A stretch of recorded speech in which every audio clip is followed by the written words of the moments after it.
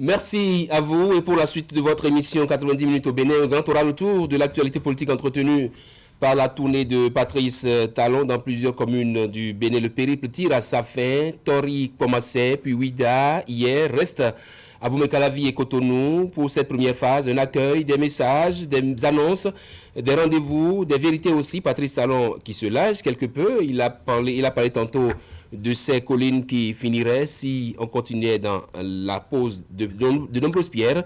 Nous avons un plateau pour en parler un jeune leader, président de l'Alliance Nord-Sud, Herman Dimitri Adankpo. Bonsoir.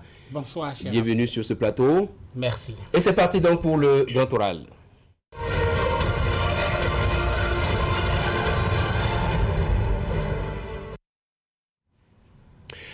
Herman Dimitri Adankpo, vous êtes déjà là. C'est vrai, Patrice Talon, dans sa tournée, est passé par Porto Novo. Ça vous a retenu, ça vous a particulièrement intéressé la tournée de Porto Novo, l'étape de Porto Novo? Oui, bien sûr, puisque lui-même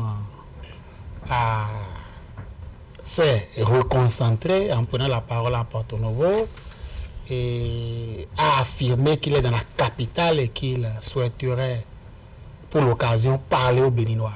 Et Patrice Talon s'est lâché, comme vous l'avez dit, et le message de Porto Novo était capital, à mon avis, puisque lui-même l'a insisté pour dire que les réalisations, les infrastructures routières, les réformes, la gestion financière, la rigueur du temps, la rigueur dans la gestion, ne sont pas les choses les plus importantes à retenir de son quinquennat. La chose la plus importante à retenir, c'est qu'on a remis le pays sur les rails, c'est qu'on a révélé le Béninois à lui-même. C'est que la rupture a fait en sorte que l'on sait désormais que le Béninois est capable de grandes choses, que le Béninois est capable d'aller loin. Le Béninois s'est découvert, s'est redécouvert pour dire, à partir de 2016, depuis 2016 jusqu'en 2020, 2021, il est devenu un nouvel homme. Il est capable d'aller loin. Il a retrouvé ses capacités. Et que nous avons mis, que la rupture a mis désormais dans un moule un certain nombre de choses que personne ne peut plus changer. C'est-à-dire que même si par accident, si par miracle, Patrice Talon n'était pas réélu en 2021, le garçon qui va venir remettre ces acquis-là en cause n'est pas encore garçon, ça peut être une femme aussi. Oui, c'est une manière de parler. De la personne. C'est une manière de dire que quel que soit celui qui prend le pouvoir, que ce soit Patrice Talon ou une autre personne, les mentalités ont changé. Les Béninois se sont retrouvés dans la grandeur. Les Béninois se disent désormais que nous sommes capables d'aller loin. Et il y a un certain nombre de choses qu'on ne peut plus changer. On ne peut plus dilapider les ressources de l'État. On ne peut plus s'asseoir dans un grand fauteuil de la corruption. On ne peut plus voler comme on veut. On ne peut plus mettre de la légèreté dans les affaires de l'État. À partir de cet instant, c'est ce que nous avons acquis fondamentalement. C'est le message le plus précieux que Patrice Talon a porté aux Porto-Noviens et à partir de Porto Novo a porté vers toutes les Béninoises et tous les Béninois. Est-ce que vous avez le sentiment, quand vous suivez un peu le point de cette tournée, que les populations que Patrice Talon rencontre prêtent vraiment une oreille attentive à ces messages, pour prendre le cas spécifique de Porto Novo, par exemple? Je crois que les sous-entendus et les aveugles l'ont vu. Et l'enthousiasme, le dynamisme, l'euphorie, même l'hystérie des populations était visible à l'œil nu. À Porto Novo, c'était la fête totale, c'était l'apothéose. C'était ce que j'appelle souvent l'épiphanie démocratique. Il y avait la liesse populaire, les gens se sont libérés et il y avait de la joie gogo. Ça, on n'a pas besoin d'être intelligent pour le savoir. L'accueil était triomphal, les Béninoises et les Porto-Noviens étaient enthousiastes, et l'accueil était chaleureux, et l'œil qu'ils portent au message de Patrice Talon est un œil d'attention, et est un œil de concentration. Et je crois qu'ils se sont intéressés profondément au message. Qu'est-ce qui va changer ou qu'est-ce que cette venue de Patrice Talon à Porte-Nouveau change au débat politique? N'oublions quand même pas que Porte-Nouveau était connu pour être le fief d'un parti, le PAD. Désormais, le Porte-Nouveau qui est géré par un maire de la moite présidentielle. Qu'est-ce que ça apporte au débat politique dans la ville de Porte-Nouveau? D'abord, l'arrivée de Patrice Talon le samedi 5 décembre dernier ne change pas grand-chose par rapport à ce que les Porte-Nouveaux ont découvert en 4 ans et demi. Ils ont découvert un Béninois, un Porte-Nouveau totalement relooké du plan de vue infrastructurel, tout au moins. Et Porte-Nouveau est en train de prendre un nouveau visage. Ça, ce n'est pas une chose à démontrer. C'est une chose qui se constate au jour le jour. C'est une chose qui s'est révélée aux Porte-Nouviens et il n'y a pas, que l'on soit de l'opposition, de la mouvance, il n'y a pas à refuser de reconnaître cela. Là où le débat va changer, peut-être, c'est que Patrice Talon, avec toute sa sérénité, a continué dans le sens de la vérité. Il a continué à dire que ce qu'il fait là, la rigueur qu'il met dans la gestion des affaires publiques là, la lutte contre la corruption, et cette affaire de ceinture à serrer là, et à resserrer davantage s'il le faut.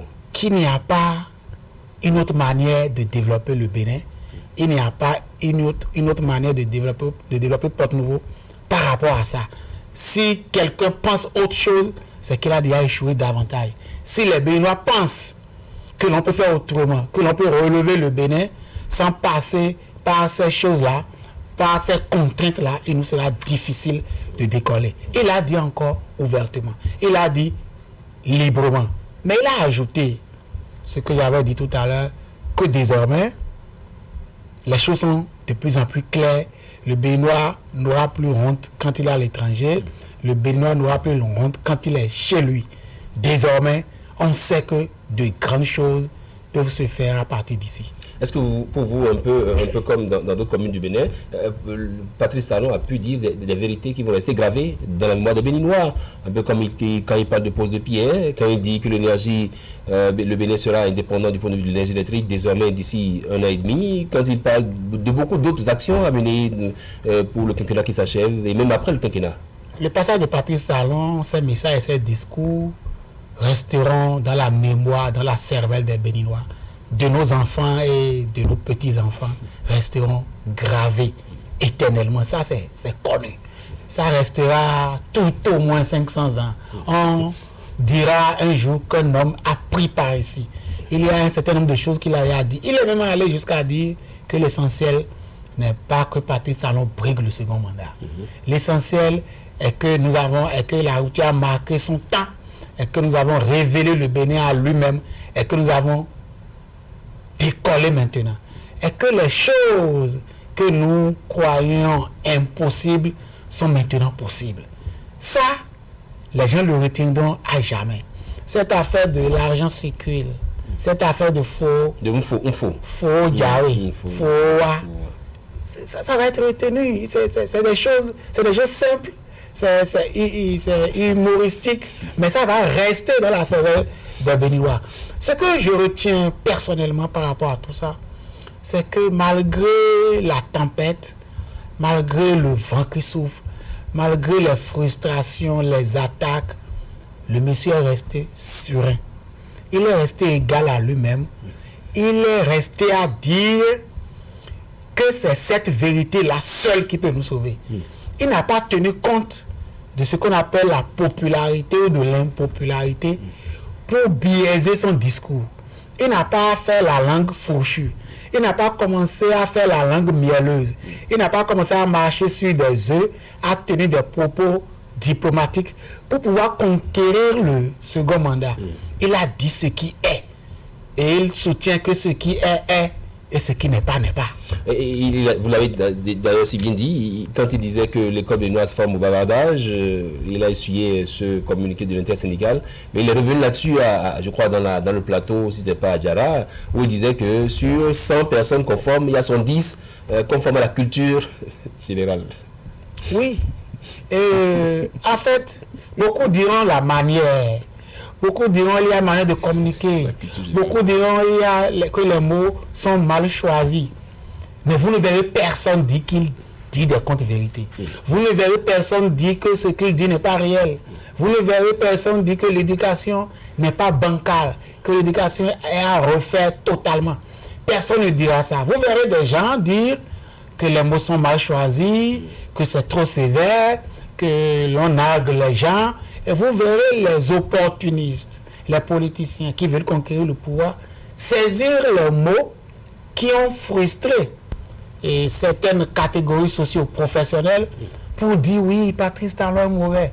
Mais vous ne verrez personne dire que c'est une mauvaise chose. Oui. Vous ne verrez personne dire que c'est du mensonge. Après les routes, les hôpitaux, les écoles et autres, la ceinture sera desserrée, a-t-il dit. Défendez ces acquis, ce que nous avons obtenu. Maintenons le cap. Si nous prenons celui qui maîtrise les manœuvres, on ira très vite. Patrice Talon a dit ça lors de sa tournée hier dans l'Atlantique. C'est naturel. C'est celui qui sait faire qui fera. Oui. Ceux qui ne savent pas faire continueront à faire du discours, à faire, je ne vais pas dire du bavardage. Il faut continuer à confier le pays à ceux qui savent le mettre sur orbite. Est-ce que vous comprenez alors ces attaques de l'opposition qui pensent que Patrice Talon est en pré-campagne?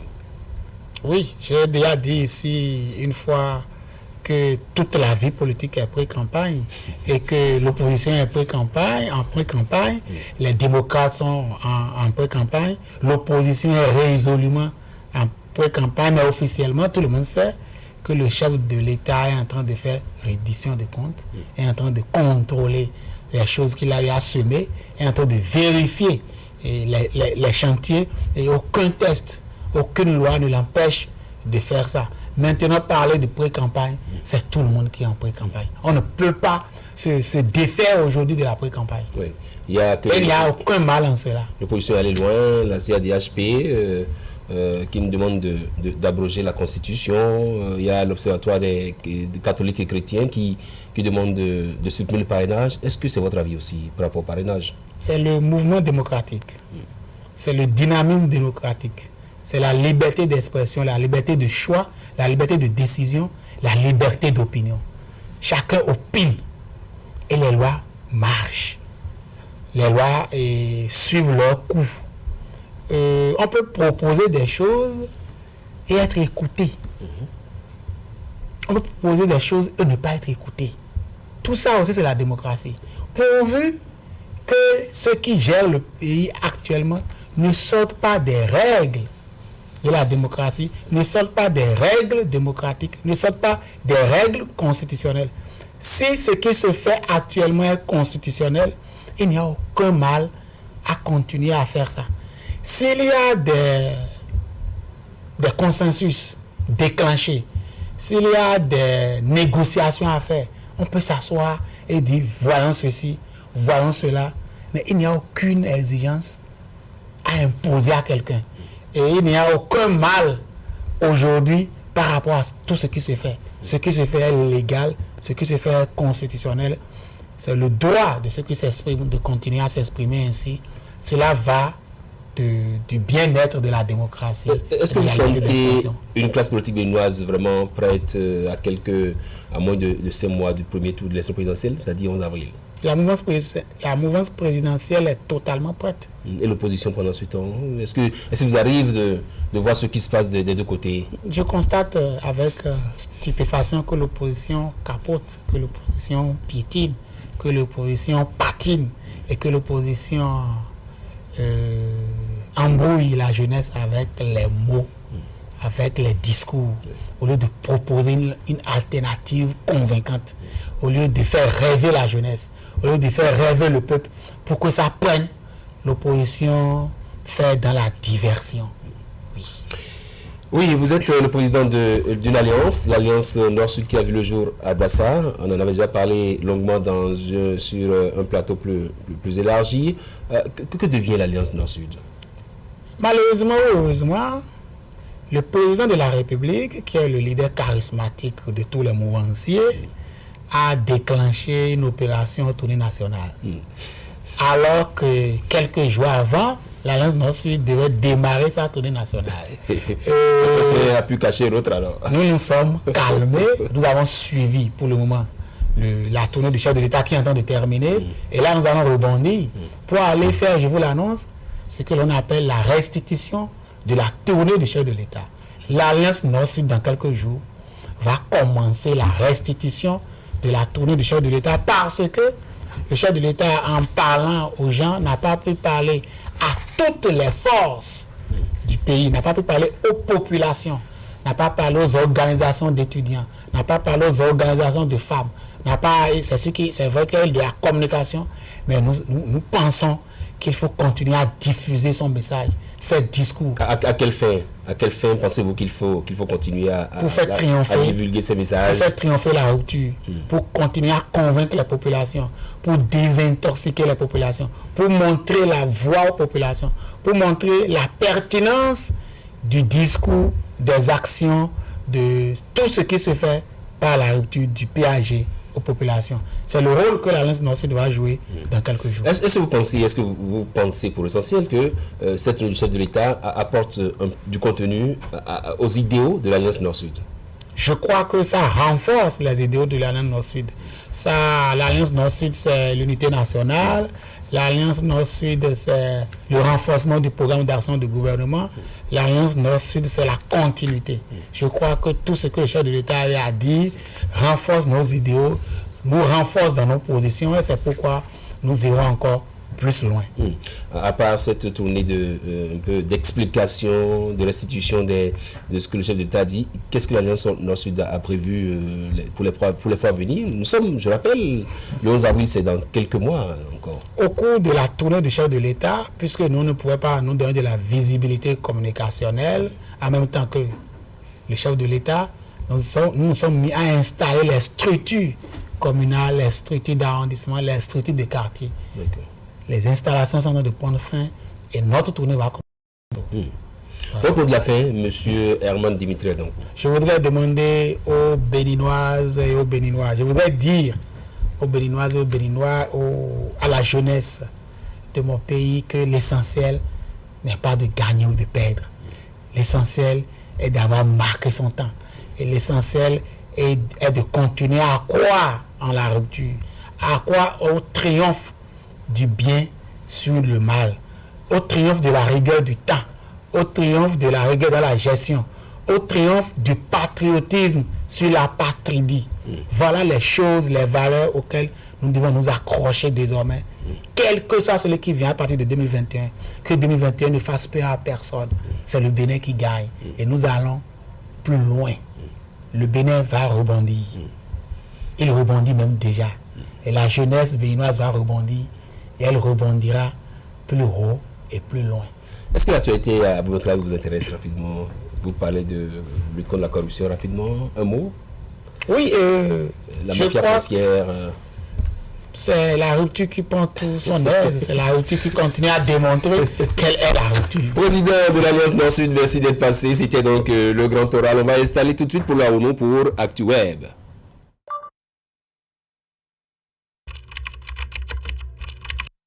Votre chaîne Canal 3 Bénin à portée de main.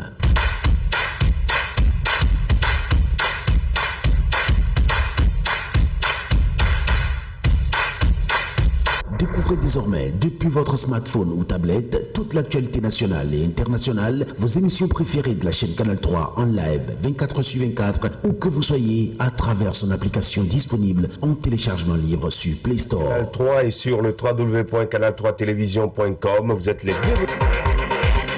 Canal 3, la passion de l'image.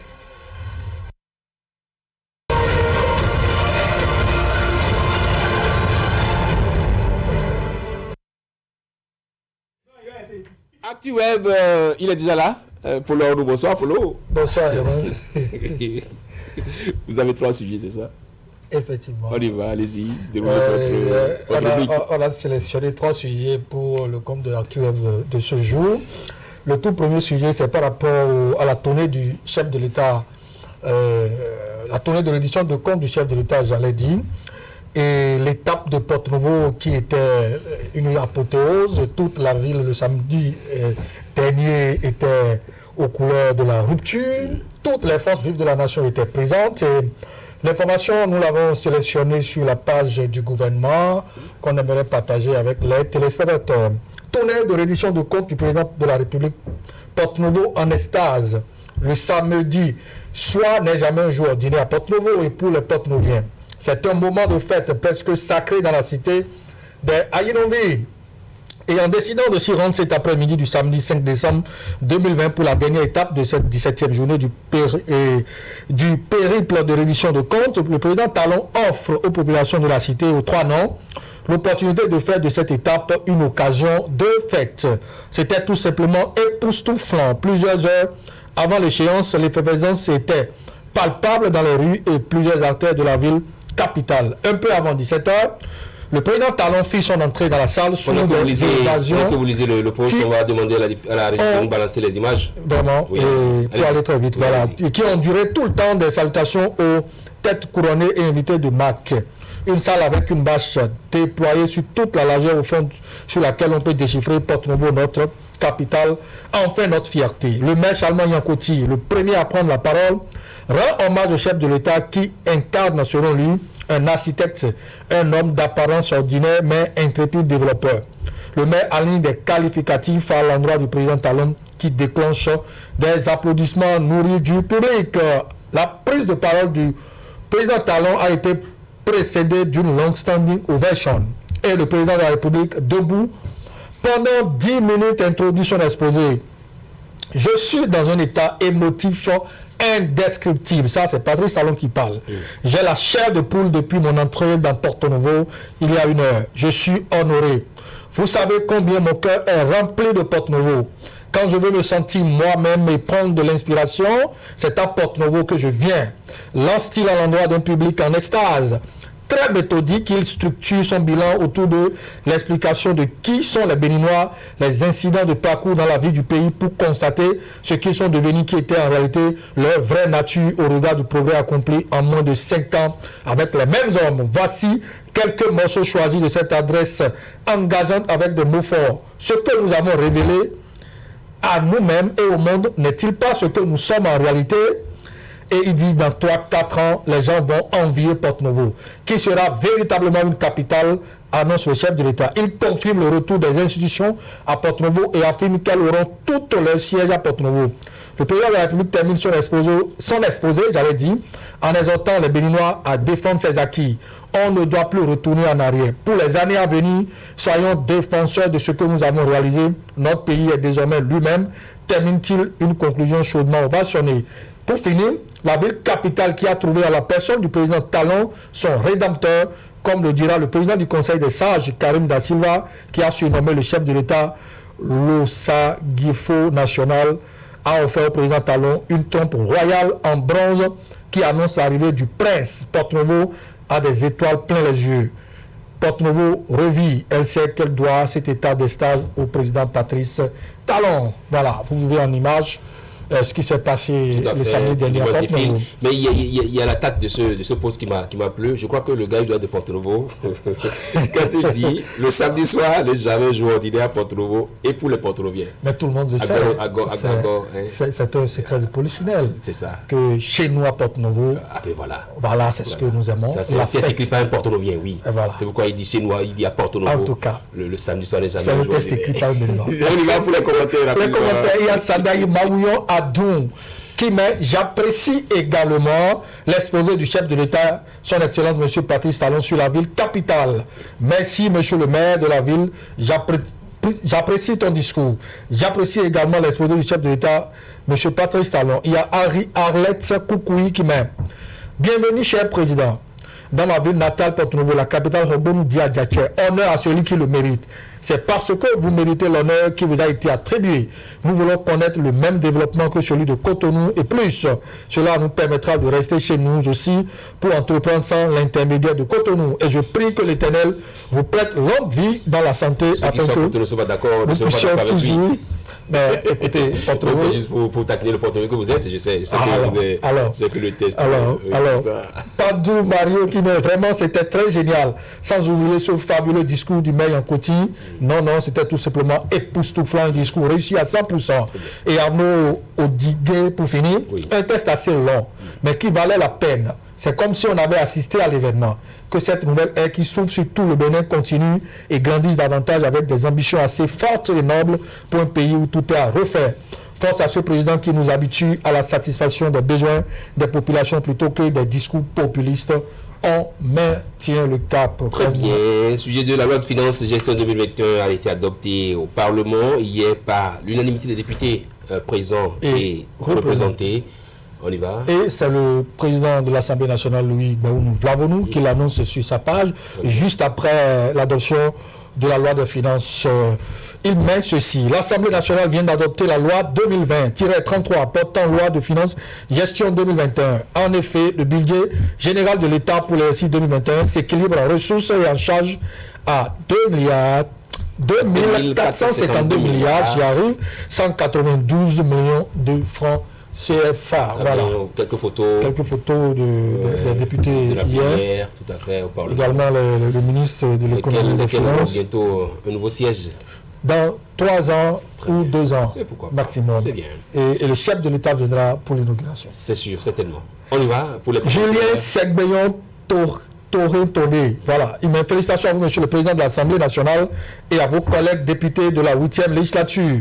Laïci Salami, monsieur le président, vous êtes un exemple dans l'architecture institutionnelle en matière de réduction de comptes instantanés. Merci. Guillaume l'Inquisiteur, qui met merci, monsieur le président, pour toutes vos actions. C'est Tongi Toleke qui dit toutes mes félicitations à vous et à vos collègues députés et à l'administration de l'institution. Guillaume Kofi qui met à vous, monsieur le président, mes encouragements et beaucoup de courage à vous. Que Dieu vous bénisse abondamment et vous élève. Très bien. Voilà. Pour lui avoir exigé le port de masque, un conducteur de taxi-moto, comme il l'appelle les émigrants, s'est fait tabasser par son client. Bien sûr. Moi, je pense vraiment et je fais confiance à la justice de notre pays et qui saura vraiment mettre ce client à sa place. Parce que ça, là, il s'agit de coups et blessures volontaires. Et le ZEM, c'est qu'au Bénin, on ne peut pas se déplacer sans porter le masque. Oui. Surtout par ces temps de Covid-19, c'est exigé d'ailleurs. C'est exigé. Et qu'il demande à son client de le porter avant de monter sur son ZEM.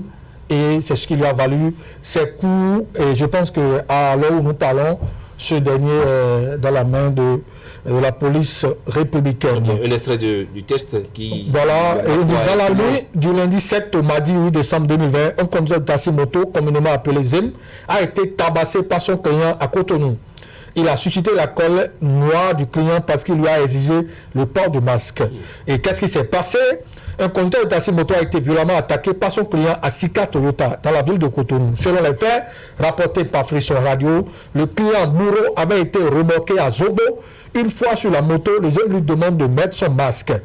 Et face à la résistance du client qui pourrait le mettre en conflit avec la police, en raison de la mesure du port obligatoire de masque contre la propagation du Covid-19, il a refusé de le conduire à destination. Le client a été donc invité à descendre de la moto, ce qu'il a fait, mais avec une pression sur le conducteur pour récupérer ses sous. Or, ce dernier devrait d'abord enlever ce qui lui revient pour le trajet déjà parcouru. Et dans les discussions, une violente altercation éclate. Le client porte la main sur les ZEM et l'envoie à terre. Heureusement, la police est intervenue pour calmer les esprits. Il a été conduit à l'hôpital où il a finalement repris connaissance. Le client, quant à lui, a été interpellé et gardé par la police. Très bien. Voilà. Quelques commentaires. Oui. Givance Ferry qui met, à mon sens, qu'il a exigé au client le port de masque ne constitue pas une raison pour que ce dernier lui porte des coups. Après tout, il n'est pas le seul ZEM. Il y en a plein d'autres. Le client aurait pu en prendre un autre. Il n'avait pas besoin de le toucher. C'est juste de la violence gratuite. Marius Lee Sava, qui met normalement et logiquement, vu la direction du vent, lorsqu'on roule à moto, c'est le Zémilien qui devrait porter le masque pour ne pas contaminer celui qui l'a remorqué. Lui, le bénin est terrible. Edith Bariga qui me dit, si j'étais à sa place, je ne vais pas exiger. Je dis non et je prends ma route. En voulant faire du bien, on récolte le mal. Et pour finir, Raymond Dossou dit, peu importe cette façon, le client n'a aucun droit de le tabasser.